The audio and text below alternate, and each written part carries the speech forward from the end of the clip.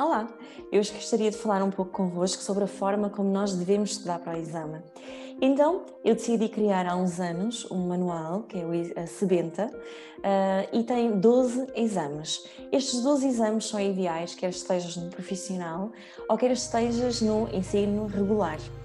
Ah, Todos eles estão organizados de forma a que tu tenhas tempo para quando estejas no exame, de organizares, de conseguires raciocinar, depois cá para fora, tudo aquilo que tu sabes. Uma vez que oscila o integral de dificuldade, tu podes perceber mais ou menos como é que tu estás. Então, no primeiro exame, vamos pegar um exemplo. No primeiro exame eu tenho Fernando Pessoa. Tenho Fernando Pessoa na parte 1 e tenho Frei Luís de Sousa na parte B e tenho ainda um texto de desenvolvimento na parte C, depois tenho a gramática e tenho o grupo 3, que é o tal de desenvolvimento. Por norma eu tenho um pouco mais de perguntas do que o habitual, para que tu possas gerir melhor o teu tempo e tenhas tempo para respirar no exame, se tu fizeres estes exames em contrarrelógio, por exemplo. Na primeira parte, imaginem que eu quero começar a estudar e eu não sei por onde começar a estudar para o exame. E então, eu tenho Fernando Pessoa. A primeira coisa que eu faço é pegar em Fernando Pessoa nos apontamentos, quer tu tenhas das aulas no teu portfólio, quer tenhas outro livro, ou então quer tenhas aqui o nosso site da Sebenta. E podes pegar e colocar ao lado desta pergunta, podes colocar os teus tópicos essenciais, como eu tenho aí, tu consegues ver. Porquê? Porque na altura em que tu estás muito próximo do exame, convém apenas ir revendo tópicos essenciais e não estar a ver folhas e folhas e folhas. E quando eu digo isto, digo sensivelmente 2 semanas antes do exame, tu já deves ter estes tópicos essenciais. Então, vamos começar desde logo. Vais estudar Fernando Pessoa, vais colocar os tópicos essenciais ao lado deste exercício, vais ver os poemas onde tiveste mais dificuldade ou que possas vir a ter e só depois então é que fazes o exercício de Fernando Pessoa. Podes optar por estudar assim. Depois passas para Frei Luís de Sousa, que é o texto B deste exame. O texto B de Frei Luís de Sousa, tu vais voltar a estudar todo o afunilamento do tempo, do espaço, do facto de ser uma tragédia romântica, clássica, e vais colocar em post-its, ou se conseguires fazer a letra mais pequenina, colocar também aqui os tópicos mais importantes do tempo, do espaço, das personagens, o facto de elas morrerem socialmente ou fisicamente, no caso da Maria, e vais colocar esses tópicozinhos aqui. E vais ver os exercícios que tu fizeste nas aulas, e depois disso vais fazer o exame, claro, evidentemente esta parte do exame. No texto C, nós falamos sobre o fingimento artístico, em contraste, portanto, do ortónimo, em contraste com Alberto Queiro. Vais relembrar o que é este fingimento artístico, o que é isto de Alberto Queiro, que foi realmente o mestre de Fernando Pessoa. E depois de estudar, vais fazer esta parte. Portanto, tu podes fazer isto aos pouquinhos, ou podes estudar, primeiro tudo, e resolver o exame de seguida em contrarrelógio. A opção é tua.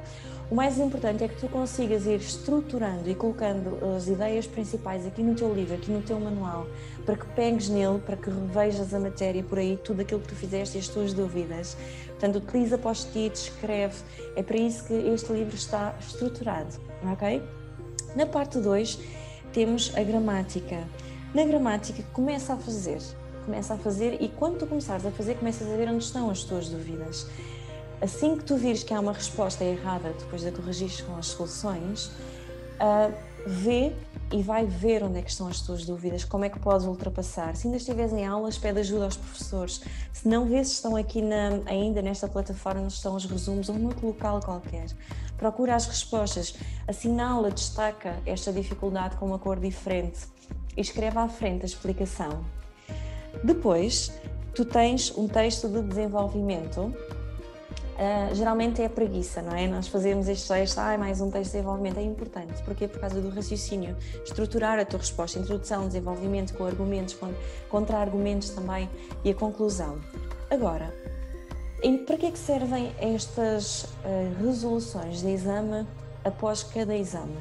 Porque é que eu o fiz e não fiz no final? Por uma razão. Imagina que há uma parte da matéria que tu não estás a conseguir fazer, a estrutura da resposta. Então vais perceber como é que a resposta está estruturada. Vais perceber que há quase sempre uma introdução, um desenvolvimento e às vezes uma frase síntese de conclusão em cada resposta. E perguntas-me, é preciso fazer respostas sempre completas em todas as perguntas? Eu digo que não, mas sempre que possível sim. E sobretudo com excertos do texto, sempre, quase sempre com excertos do texto, salvo raras exceções. E porquê? Porque estás a valorizar tudo aquilo que tu estás a dizer. Isso é muito importante.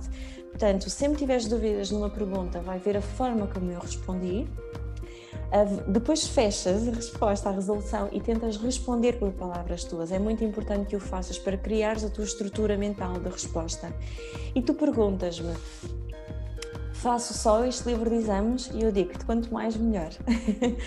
Livros de exames, existem imensos materiais na net já de livros de exame completos, tu deves ter do teu manual, tu tens de outras editoras, é muito importante, não cinjas só um livro de exames, é pouco, porquê? Porque tem a ver com a linguagem da pergunta e a linguagem da resposta, habitua-te a ler, a perceber o que é pedido em cada resposta, por isso quanto mais, melhor. Aqui fica uma sugestão, outra dica que eu tenho para vocês, portanto, quando é que nós devemos começar a estudar para o exame? O quanto antes, como é evidente. Se fores de profissional, eu aconselho-te a começares no início, 12º, a procurares um explicador ou ajuda, ou então fazeres tu o teu estudo autónomo.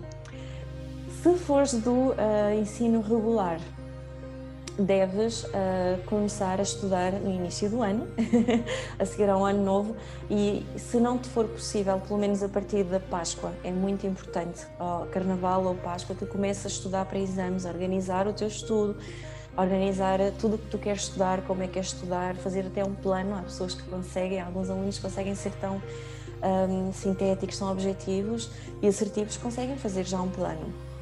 Podes fazê-lo até X tempo, estudar isto, nesta semana estudar aquilo, naquela aquilo, fazer estes exercícios, está bem? Estudar para um exame de português não é ler só resumos, é fazer exercícios, ok? E é por isso que este livro de exames está estruturado neste sentido. Se tem toda a matéria, não tem tudo, mas podes encontrar aqui também na página da Sebenta outras matérias, outros exercícios, e assim que me é possível eu vou colocando novas atividades. Portanto, vai estudando, está bem? É um momento, é uma fase da tua vida, não é para ser levada com stress, é para descontrair, porque eu já vi excelentes alunos e tive excelentes alunos de 18 e 19 a tirarem 11 em exame.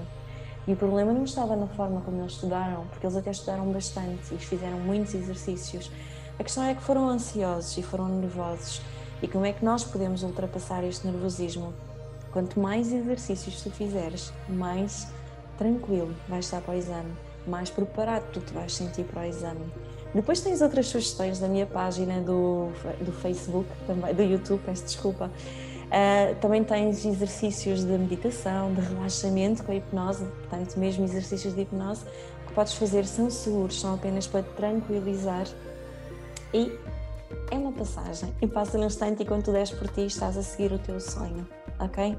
Não te esqueças de respirar e de trabalhar o quanto antes. Beijinho!